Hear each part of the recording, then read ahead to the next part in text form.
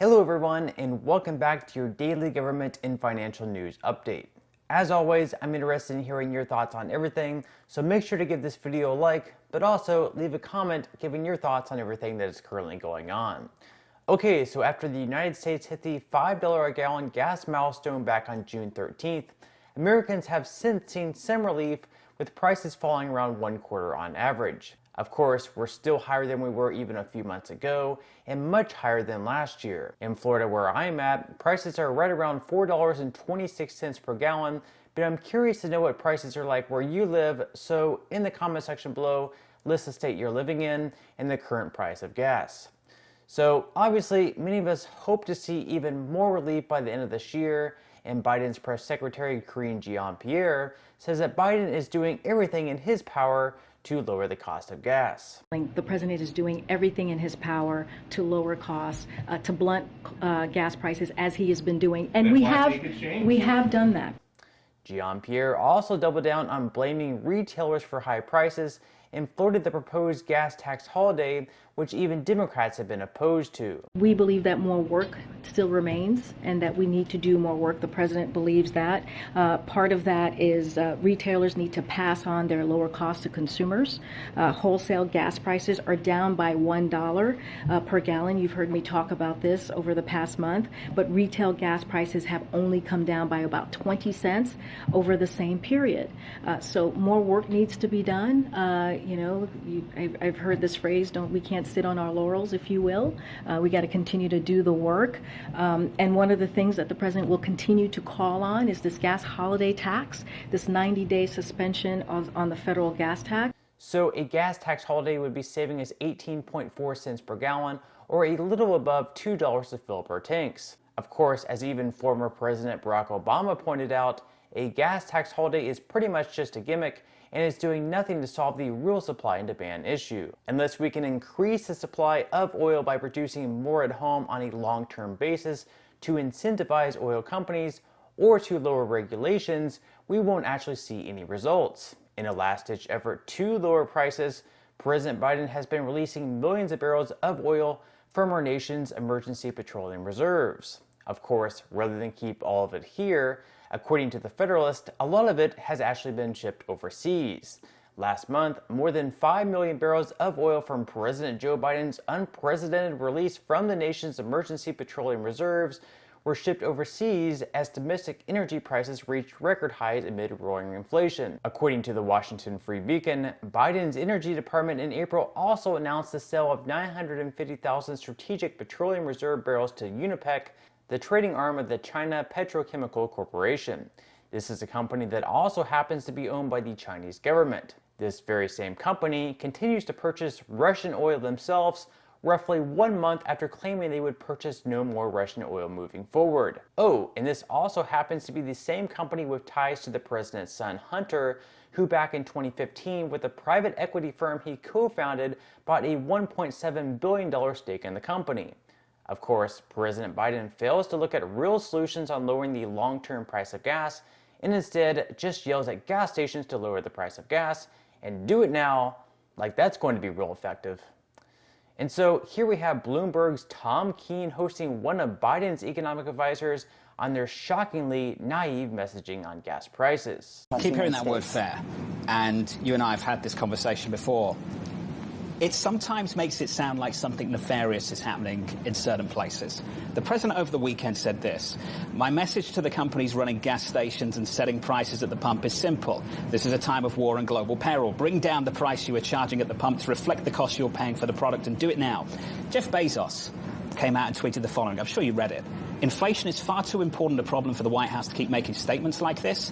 It's either straight-ahead misdirection or a deep misunderstanding of basic market dynamics. I'm not going to accuse you of the latter. I want to talk about the former." Where's that messaging coming from? The president has made clear that his number one goal is delivering for the American people. We are in a time of crisis. We are in a time of war where the president and our allies, we are supporting the Ukrainian people. Congress is engaged in this effort, both sides of the aisle, to say this is an important priority.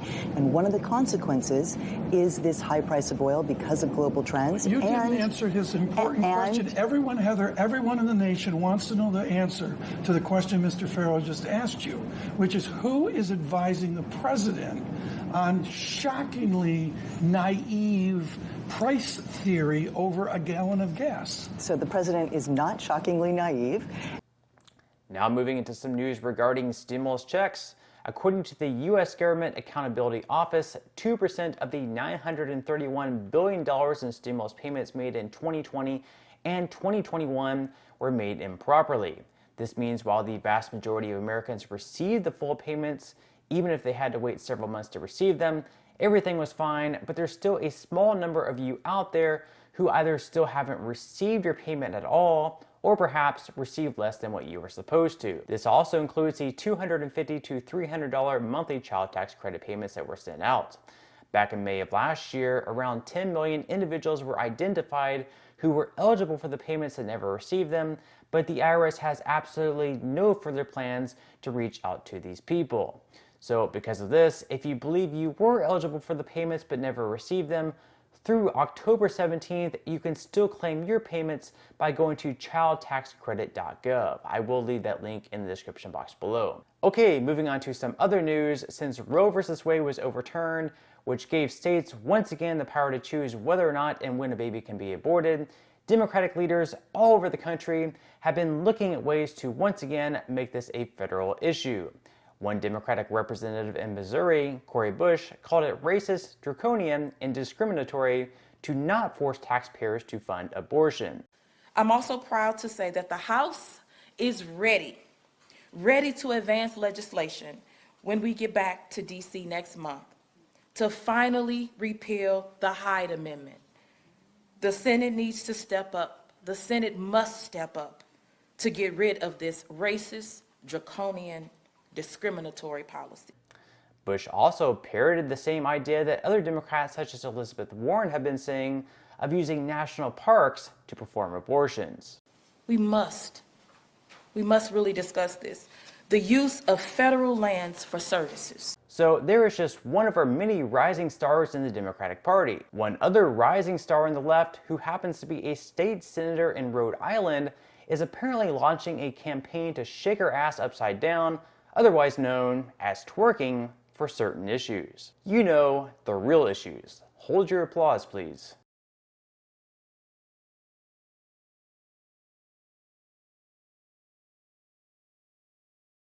Later on in the day, President Biden decided to have a photo of Mack framed in his office and has strongly considered taking up the same campaign idea for his re-election in 2024. The internet also did what the internet does and made what I gotta say are some pretty funny photoshops. We gotta take this stuff seriously, Of course, the rising stars don't stop there, as President Biden also recently hired a new official for the Department of Energy, Sam Brinston, who happens to be really open about his kink of leading other gay men who pretend to be dogs. According to the Metro Weekly, Brinston brags about his kink of leading other gay men who are pretending to be dogs around on leashes before having sex with them. He says, in the pup community, handlers function the same way dog owners do, keeping a watchful eye on their charge and reining in the pups if needed. It's the handlers who train the pups and teach them discipline, doling out rewards or punishments based on good or bad behavior. Okay, so that's a good stopping point, I think. I mean, I don't really care what happens in other bedrooms, but this is the type of stuff you would usually get blackmailed for, not something you should necessarily be that open about. Anywho, this is getting just a little too weird for, I think, all of us, so I think it's time we move on to some money news, where the S&P 500 had a strong day yesterday, up 1.5%. The Dow Jones was up 1.12%, and the NASDAQ ended the day in the red at down 0.05%. Futures for today so far are in the red, with the Dow Jones down 0.34%, the S&P 500 down 0.49%, and the NASDAQ down 0.59%. With futures down, Bitcoin has still been doing pretty strong of late, up 4.74% over the last day and up 10.60% over the last week. Now, with that said, if you would like to take advantage of a current offer, I'm currently partnering up with Webull to give you 6 free stocks. So in the comment section below, I will pin a comment with a link where you can earn 6 free stocks from Webull. Now, once you open up your account, you'll receive the first 2 stocks. Then, once you make a deposit of at least 1 penny, you'll then receive the other 4 stocks, again, at no cost to you.